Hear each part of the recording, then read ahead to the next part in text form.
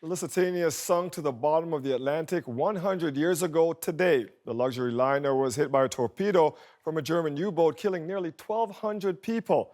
Ron Charles has the stories of the Canadians who were killed.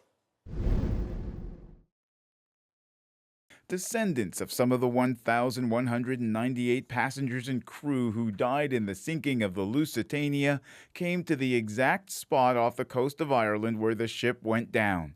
On this day, 100 years later, we will remember them. The Lusitania was the largest and most luxurious ocean liner of its age. It left on that trip from New York to Liverpool carrying almost 2,000 passengers and crew in spite of German warnings to Americans that any ship flying a British flag could be targeted. On the afternoon of May 7, 1915, German submarine U-20 spotted the Lusitania and launched a single torpedo. The ship sank in 18 minutes. The Maritime Museum of the Atlantic in Halifax features a large replica of the Lusitania's class of ship.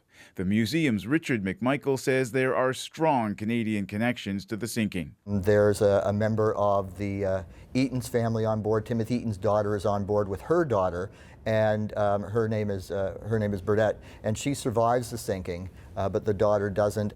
This plaque at Toronto's St. James Cathedral honoring the founder of the Canadian Red Cross, George Ryerson, tells the story of his wife Mary Crowther and daughter Laura Ryerson, both passengers on the Lusitania.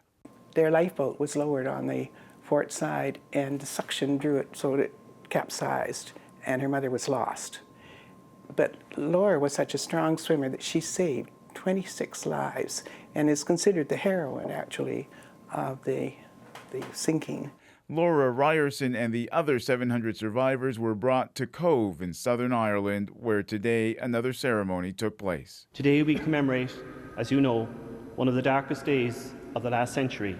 Cove, once known as Queenstown, was also the final port of call for the Titanic before it began its disastrous maiden voyage across the Atlantic. Ron Charles, CBC News, Toronto.